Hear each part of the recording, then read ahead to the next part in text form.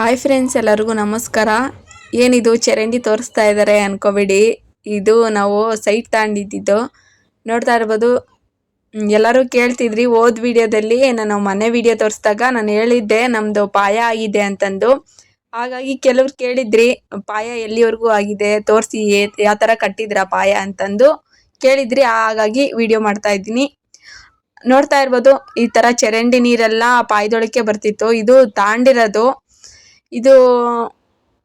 ಇದಕ್ಕೆ ಚರಂಡಿ ಇರಲಿಲ್ಲ, ಹಾಗಾಗಿ ಚರಂಡಿ ನೀರೆಲ್ಲ ನಮ್ಮ ಸೈಟ್ ಒಳಗೆ ಬರ್ತಿತ್ತು. ಪಕ್ಕದಲ್ಲಿ ಅದು ಬೇಸ್ಮೆಂಟ್ ಇದೆಯಲ್ಲ, ಅಲ್ಲಿವರೆಗೂ ಚರಂಡಿ ಮಾಡಿದ್ರು ಅಷ್ಟೇ, ಈ ಕಡೆ ಮಾಡಿರಲಿಲ್ಲ. ಹಾಗಾಗಿ ಈ ಥರ ಗಲೀಜೆಲ್ಲ ಇತ್ತು. ಮತ್ತು ಅದೆಲ್ಲ ಒಂದು 5-6 ಲೋಡ್ ಆಯಿತು ಅದು ಗಲೀಜೆಲ್ಲ. ಮತ್ತು ಟ್ಯಾಕ್ಟ್ರಿಗೆಲ್ಲ ತುಂಬಿಸಿ ಅದೆಲ್ಲ ಕ್ಲೀನ್ ಎಲ್ಲ ಮಾಡಿಸಿ. ನೋಡಿ, ಟ್ಯಾಕ್ಟ್ರಿನೂ ಇಲ್ಲೇ ನಿಂತಿದೆ. ಆ JCB ಅಲ್ಲೆಲ್ಲ ಅದು ಕಡ್ಡಿ ಕಸ ಪೇಪರು ಅಂಥದ್ದು ಇಂಥದ್ದೆಲ್ಲ ಬಾಚಾಕ್ಸ್ತೀವಿ. ಅದೊಂದು 5-6 ಲೋಡ್ ಆಯಿತು ಗಲೀಜೆಲ್ಲ. ಮತ್ತು ಇಲ್ಲಿ ಮನುಷ್ಯರು ಯಾರು ಮಾಡೋದಿಲ್ಲ, ಯಾಕಂತಂದರೆ ಇಲ್ಲಿ ಸ್ವಲ್ಪ ಚರಂಡಿ ಆಗಿರೋದ್ರಿಂದ ಗಲೀಜಿರುತ್ತಲ್ಲ, ಹಾಗಾಗಿ ಯಾರೂ ಮಾಡಿಲ್ಲ ಅದನ್ನು. ಹಾಗಾಗಿ JCBನೇ ಎಲ್ಲ ಕ್ಲೀನ್ ಮಾಡಿ ಅದಕ್ಕೆ ಒಂದು 12-15 ಲೋಡು ಮಣ್ಣು ಹೊಡೆದ್ರು. ಮತ್ತು ಚರಂಡಿ ಇದು ಮಾಡೋಕ್ಕಾಗಲ್ಲ, ಇದು JCB ಹಾಗೆ ಇಳಿದ್ಬಿಡುತ್ತೆ ಅಂತಂದರು. ಹಾಗಾಗಿ ಎಲ್ಲ JCBಯಲ್ಲೇ ಮಣ್ಣು ಹೊಡೆಸಿ ಮತ್ತು ಈ ಥರ ಮಾಡಿಸಿ ಈಗ ಪಿಲ್ಲರ್ ಗುಂಡಿ ತೆಗಿತಾ ಇದ್ದಾರೆ. ಅಲ್ಲಿ ಫಸ್ಟಿಗೆ ತೆಗೆದಿದ್ದು ಅದು ಸೊಂಪಿಂದು ಗುಂಡಿ. ಕೆಲವರು ಯಾರೂ ತೆಗಿಯೋದಿಲ್ಲ, ಅದು ಮತ್ತು ಜಾಸ್ತಿ ಅಮೌಂಟ್ ಕೇಳೋದು, ಆ ಥರ ಮಾಡಿದ್ರು. ಹಾಗಾಗಿ JCBಯಲ್ಲಿ ತೆಗಿಸ್ತಾ ಇದ್ದೀವಿ. ಹಾಗೆ ನಾನು ಈ ವಿಡಿಯೋ ಮಾಡ್ತಾ ಇರೋದು ಫಸ್ಟಿಂದನೂ ಮಾಡಿಟ್ಟಿದ್ದೆ ಈ ವಿಡಿಯೋನ. ನಮಗೂ ಒಂಥರ ನೆನಪಿರುತ್ತೆ. ಹಾಗೆ ಕೆಲವರು ನೀವು ಸೈಟ್ ತಗೊಂಡಿದ್ರೆ ಅಂದರೆ ಸೈಟ್ ತಗೊಂಡಿದ್ರಾ, ಎಲ್ಲಿ ಮನೆ ಕಟ್ತೀರಾ ಬಿಡಿ, ನೀವು ಮಾರಾಕ್ತೀರಾ ಅಂತ ಕೆಲವ್ರು ಹೇಳಿದರು. ಹಾಗೆ ಮನೆ ಕಟ್ತಿದ್ದೀರಾ, ನೀವು ಮನೆ ಕಟ್ತಿದ್ದೀರಾ ಅಂತ ಇನ್ನೂ ಸ್ವಲ್ಪ ಜನ ಹೇಳಿದರು. ಅವ್ರಿಗಾಗಿ ಈ ವಿಡಿಯೋ ನೋಡಲಿ ಅಂತಂದು.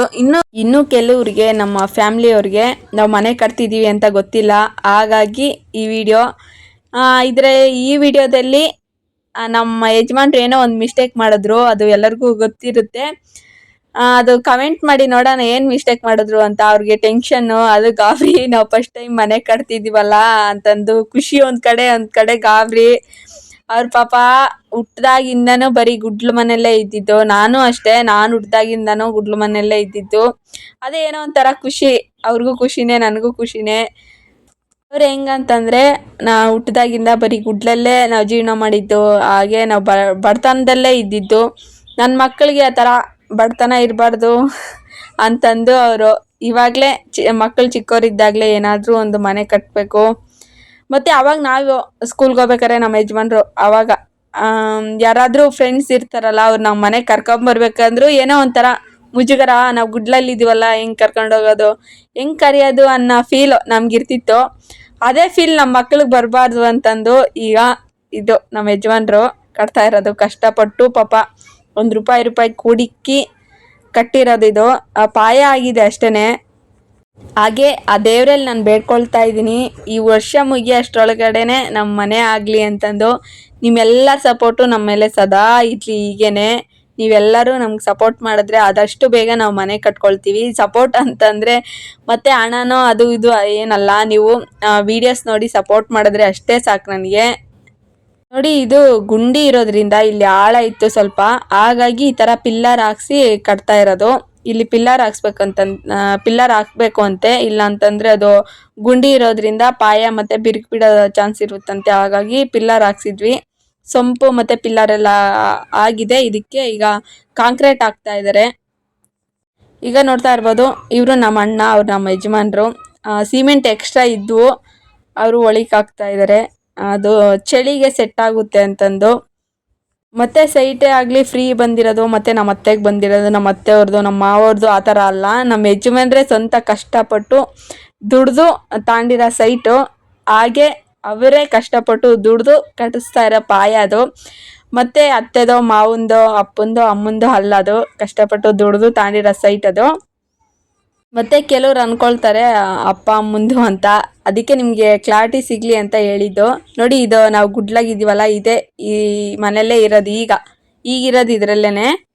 ಈ ಥರ ಗುಡ್ಲಲ್ಲಿ ಇರೋದ್ರಿಂದ ಕೆಲವರು ಏನಕ್ಕಾದರೂ ಕರೆಯೋದಕ್ಕೂ ಏನೋ ಒಂಥರ ಹಿಂದೆ ಮುಂದೆ ನೋಡೋರು ಏನು ಕರಿಯೋಣ ಅನ್ನೋ ಫೀಲ್ ಅವ್ರಿಗೆ.